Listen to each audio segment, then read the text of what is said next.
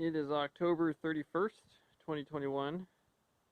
This is change log number 2 for the Derp 2.0. As you can see, it's getting a little bit busier now. Radiator's up, intercooler's up. Some stuff is still kind of clamped in and temporary. But I did get the engine running last weekend, and it ran pretty good. There was a little bit of troubleshooting involved. Turns out I was just in reverse gear and it wouldn't kick on. Safety stuff, But, yeah. Right now I'm just kind of tackling up some of this small odd and end stuff before it gets too cold, because a lot of this finagly stuff like wiring and plumbing, it's kind of hard to do when you got your fingies all exposed to the wind chill up here in the Midwest. But the clutches, they're all wired up. I just have to harness this up in some split loom. I just got to get some of that. And yeah, I'll probably route an extra circuit too, just in case I need something running back here on the lower chassis. But essentially, I'm trying to keep everything wired up and ready to go from a lower chassis standpoint, so this thing will be able to operate without a cab, basically. Because before on the Derp 1.0, you had to have the cab in order to operate the machine. With this unit, you'll be able to basically operate this thing without the cab. So nothing will essentially be mounted for mobility on the upper cab there. So just keep that in mind as we peruse through this machine. As you can see, a lot of the brake line and shit is running underneath, and same thing with the wiring loom.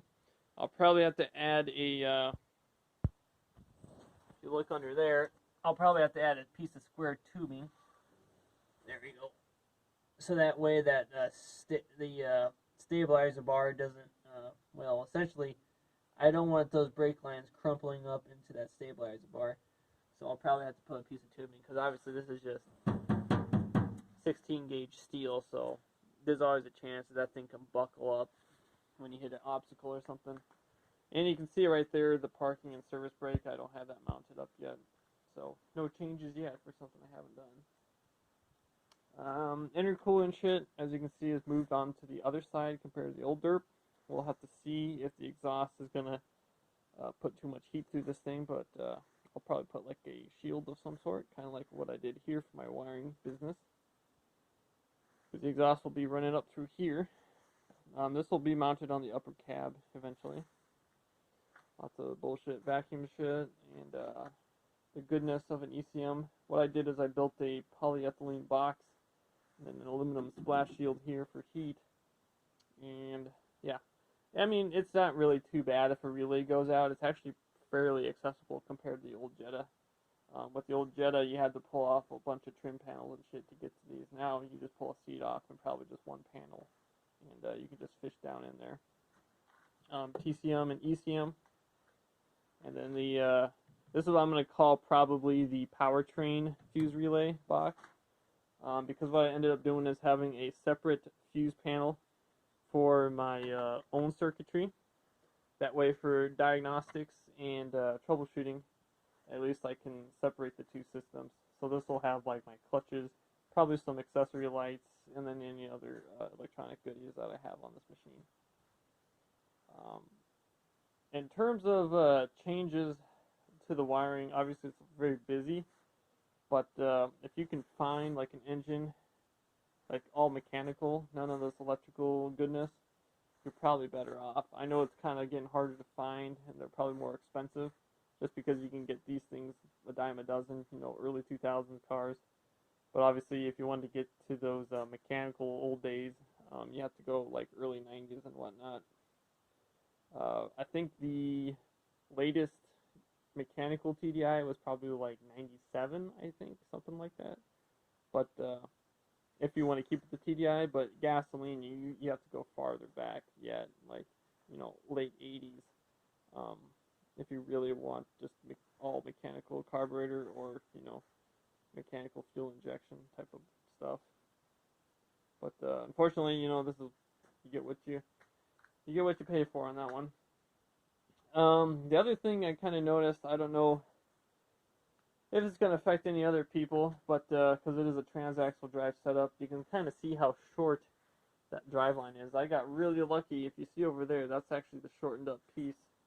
So I kind of got lucky on that end in terms of placement. But obviously my brake and parking brake / service brake has been moved to the back because of space reasons, which I'm not really too concerned about. Wiring business, I had to put anti-chafe points all over the place, you know, just to make sure there's no mechanical damage to the harness as she's bumbling around.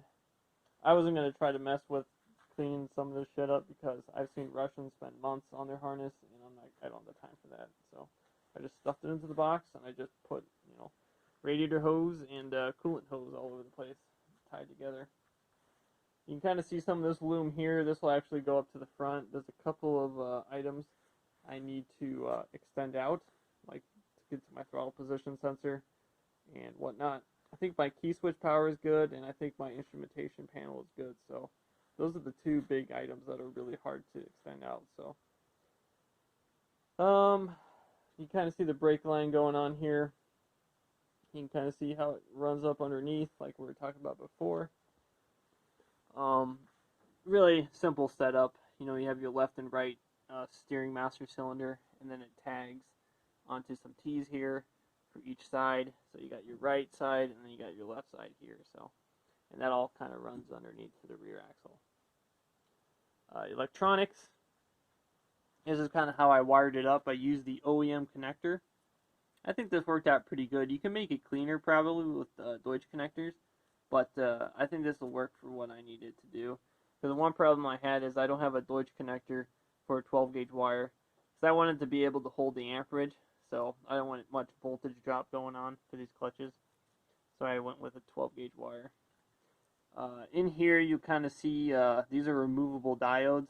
You probably don't need to do this. I just did it just in case they go bad or something. So these are the diodes that'll prevent back current from feeding in when the magnetic field collapses on the coils that run that actuate the clutches on the Acura. And as you can see, there's separate circuits for the left and right steering brake, and then there's a separate circuit too for the actual control on the relay. So this guy will actually go to our switches up front, and then these go to the solid-state relays that control the main output to the clutches.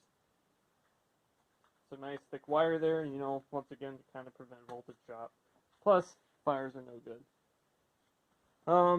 As you can see here, this is our, I probably should have used a 3-pin Deutsch connector. Probably would have made things a little bit cleaner, but alas, hindsight is 2020. But the blue wires here are our main power coming in, and then our white and our yellow is actually the separate, you know, circuits that will actuate the relays for the clutches.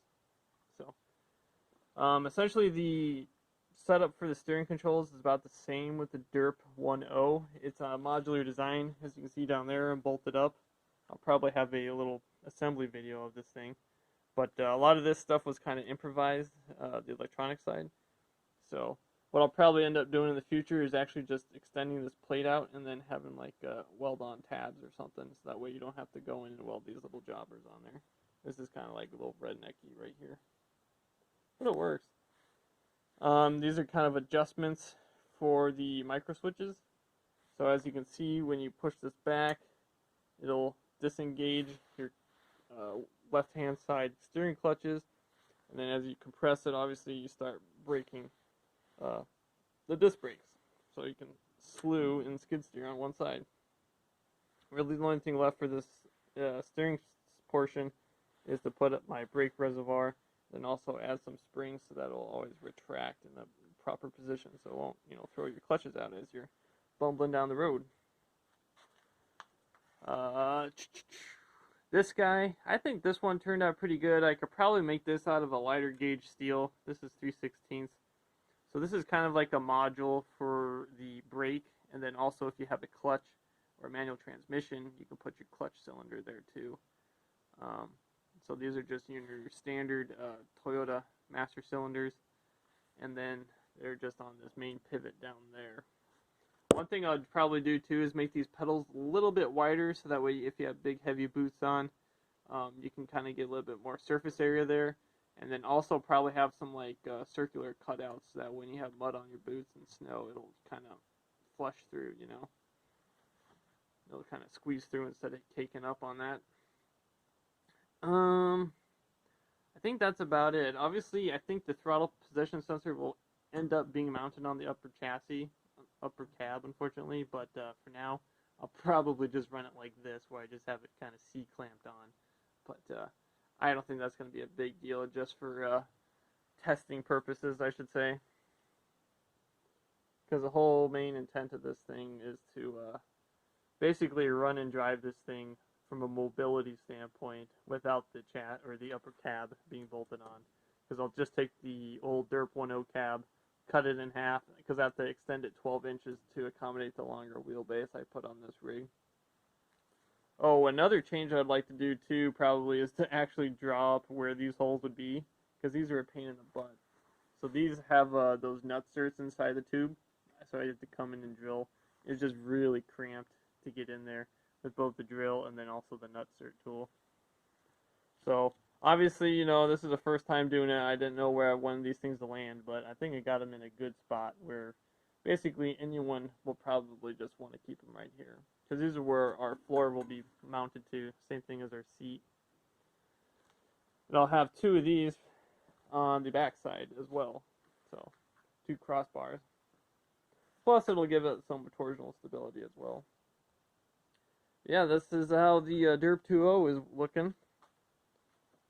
I will say the time to put this thing together is a lot quicker than the old Derp 1.0, that's for sure. Which is good. Which is good. Definitely keeps morale up instead of just, you know, slugging it out for a couple months fighting shit. But, yep, going together pretty good in my opinion.